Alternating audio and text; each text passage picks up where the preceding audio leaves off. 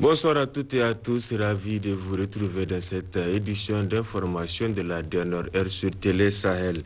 Comme vous le savez, le ministre de l'Intérieur et de la Décentralisation était du 25 au 27 août dernier l'hôte des populations de la région de Dosso. Ainsi, à la fin de cette émission de 72 heures, Hamadou Adamou Souley a présidé au gouvernorat de la dite région une réunion de synthèse en présence des responsables régionaux, des leaders d'opinion pour faire la synthèse de ce déplacement.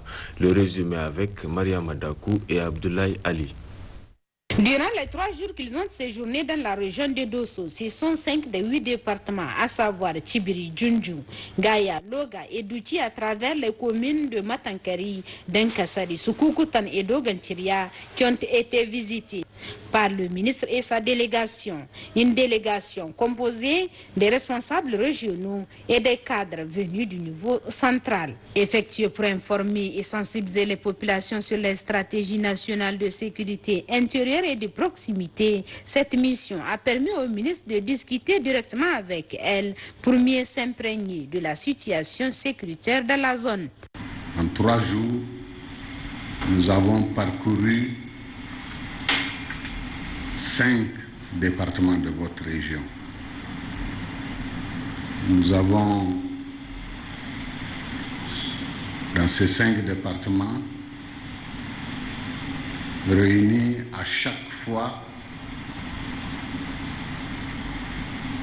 les responsables administratifs et coutumiers et à certains endroits les populations, parce que nous avons même eu droit à des meetings.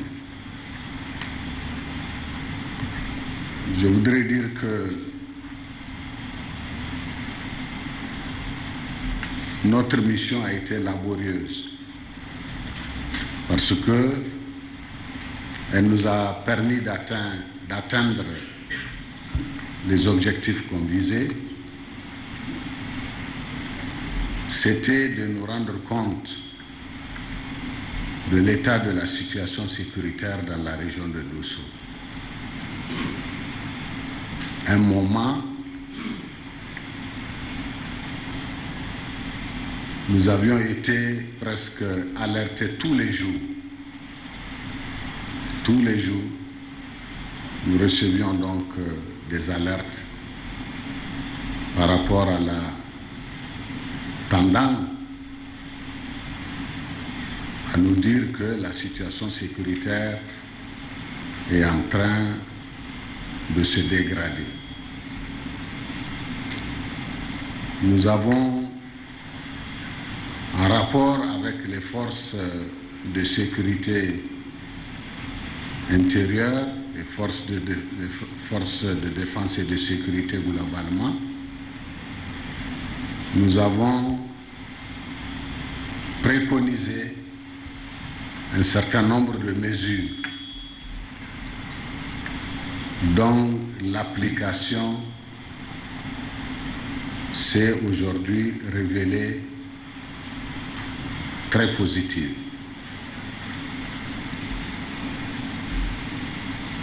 Nous avons été sur le terrain et nous avons constaté que la situation sécuritaire s'est nettement améliorée.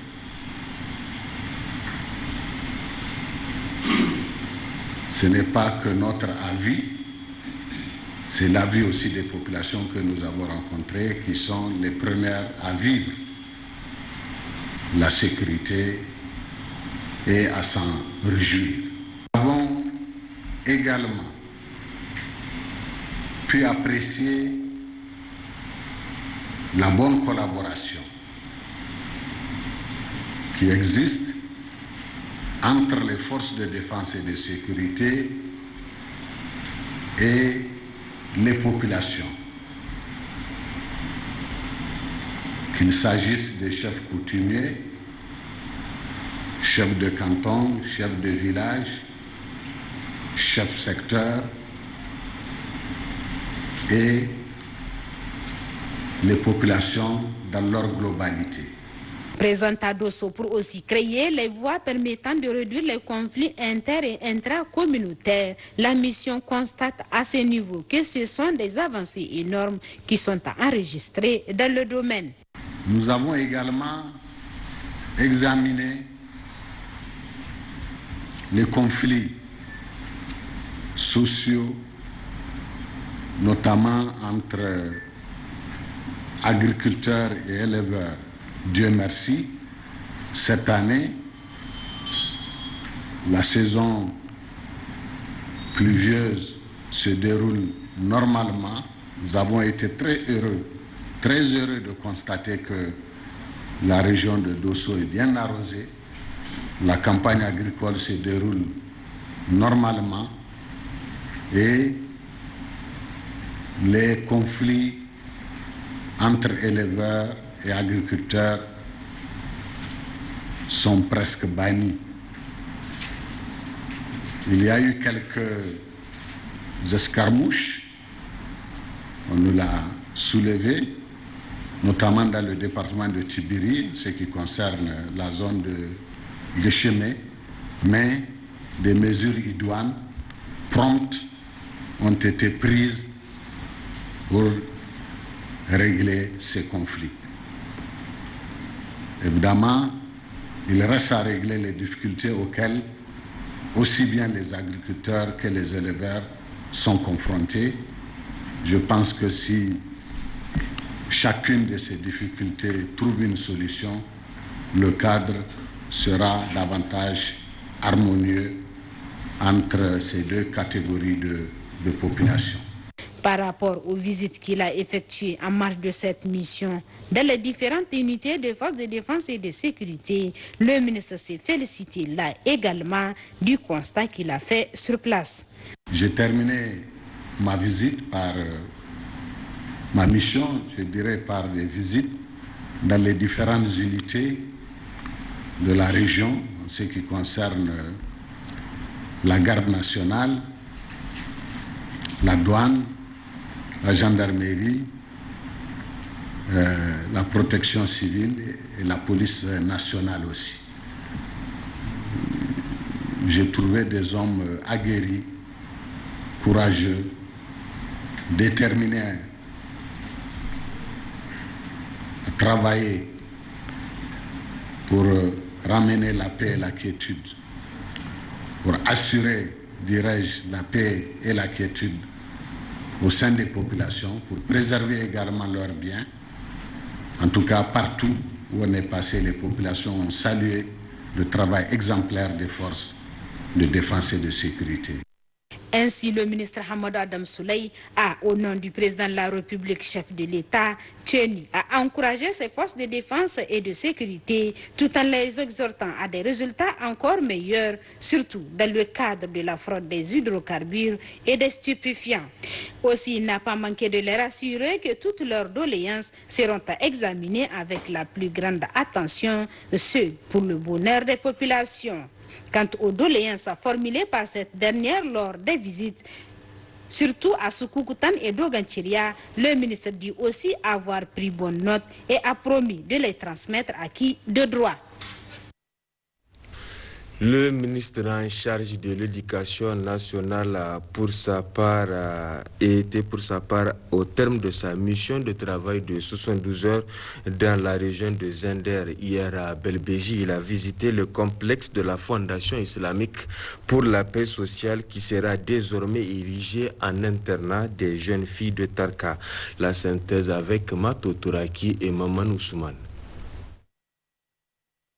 Dans cette localité où elle a été chaleureusement accueillie, la délégation ministérielle a pu visiter ce complexe de grande capacité de la fondation FIPSO, qui est l'œuvre de Dr Hamid Al-Gabid, ancien Premier ministre de la République du Niger et ancien secrétaire général de l'Organisation de la Conférence islamique OCI. En effet, ce complexe scolaire, gracieusement mis à la disposition du ministère de l'Éducation nationale sous forme de dons par la fondation FIPSO, est bâti sur 25 hectares, clôturé par un mur de 250 mètres.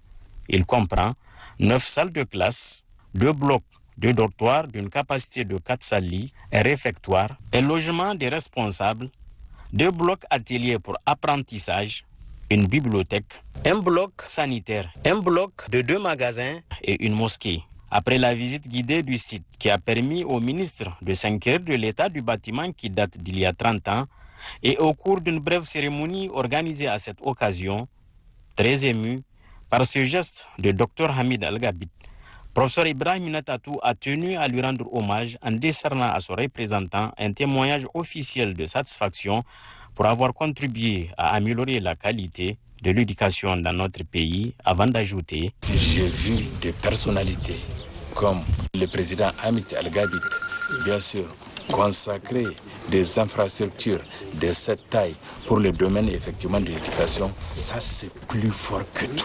Pour faire des initiatives comme ça, il faut faire un don en soi. C'est très très important. En tout cas, autant que faire se peut, nous sommes en train de mettre le bouchée double pour voir dans la mesure du possible comment le plus rapidement on peut le mettre en valeur. Et aussi, j'ai pu échanger durant toute cette mission avec vraiment les cadres déconcentrés du ministère de l'Éducation nationale pour prendre vraiment le pouls de leurs problèmes, qu'est-ce qu'ils vivent et comment la portion centrale doit se déployer pour qu'un temps soit peu, on leur vienne effectivement en solution. Abel Béji, le député national Al-Hader Samrou, a remis au ministre et aux membres de sa délégation des présents symbolisant l'hospitalité et la marque de sympathie des populations de Tarka à l'endroit de cette délégation ministérielle qui a tenu à être là pour célébrer cette heureuse initiative.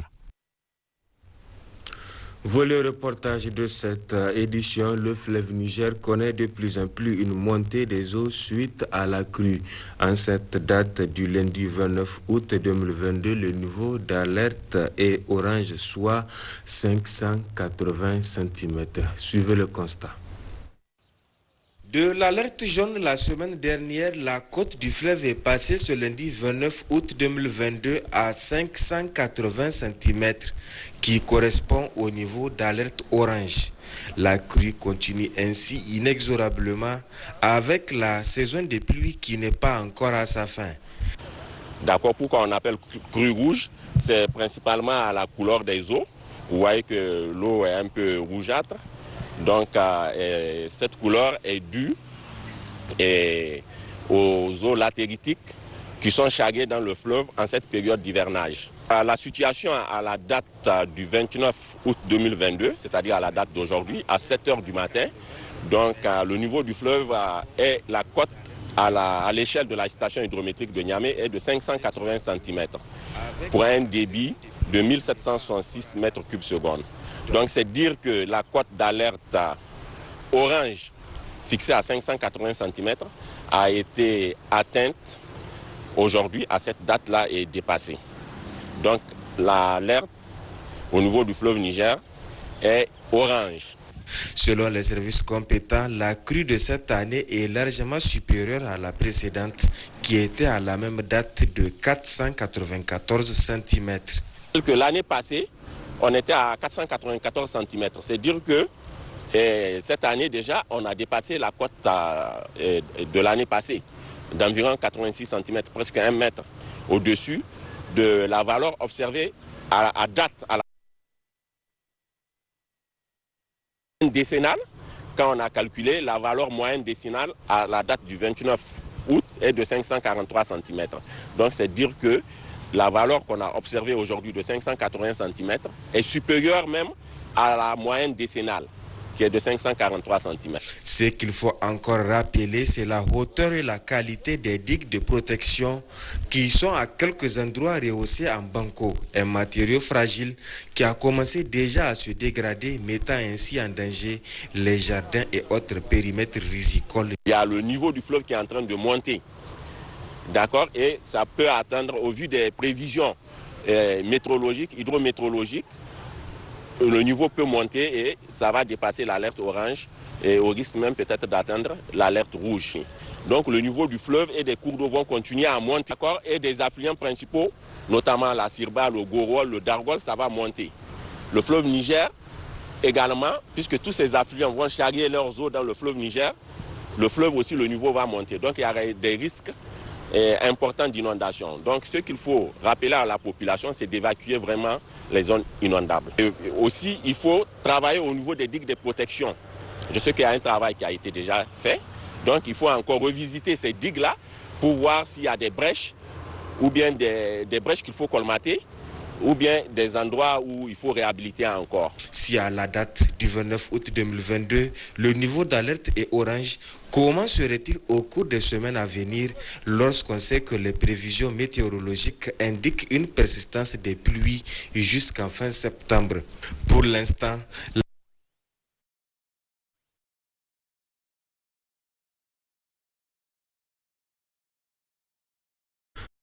fin de la mission de travail de la Commission des affaires économiques et du plan de l'Assemblée nationale conduite par son vice-président. Les détails avec Lawali Chilo et Lawali Ouseni.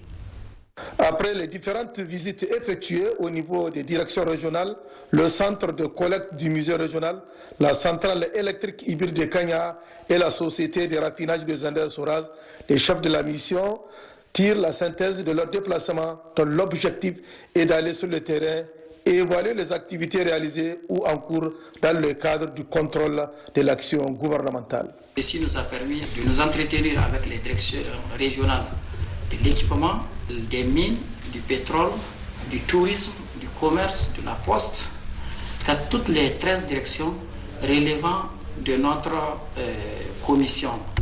Il n'y a qu'une seule direction qui n'est pas encore implantée au niveau de la région de Zander, donc nous avons pu nous entretenir avec les 12 directions. Et nous avons longuement échangé sur les activités et les différents challenges au niveau régional. Et également, on a ébauché quelques solutions ensemble que nous allons certainement porter à l'appréciation de leur hiérarchie au niveau national. Nous nous sommes rendus sur le terrain. Donc ceci nous a permis de visiter la nouvelle centrale électrique hybride en cours dans la ville de Zander. Et nous avons également visité la voirie urbaine, dont les travaux pour le moment sont au stade du déplacement des réseaux eau, téléphonie et électricité. Donc les travaux avancent normalement d'ici un mois. Ces travaux doivent finir et les travaux de réalisation de la chaussée proprement dite doivent démarrer selon les techniciens à partir du 15 septembre pour un délai d'exécution de 4 mois. Au niveau de la raffinerie La Soraz, où nous avons en tout cas eu à échanger longuement avec la direction générale de La Soraz. Ils nous ont fait en tout cas l'exposé des activités de La Soraz et des difficultés qu'ils vivent. Là également, nous avons longuement échangé sur la hausse du prix du gasoil à la pompe.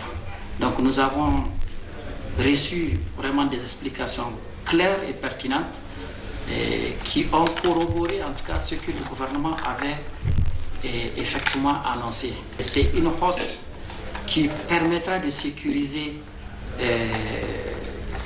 le carburant au niveau national parce que compte tenu de la concurrence déloyale, pratiquement le carburant nigérien, surtout le gasoil, est la prisée de toute la sous-région. Nous avons également profité pour échanger avec les délégués du personnel de la Soraz, compte tenu de certaines difficultés que vivent le personnel. Là également, nous avons noté avec satisfaction, et ça nous a été clairement dit par le délégué du personnel, que vraiment le personnel est de plus en plus satisfait de la gouvernance de l'équipe actuelle. Ce qui nous a vraiment réconforté. Nous les avons encouragés à poursuivre le dialogue pour en tout cas résoudre les petits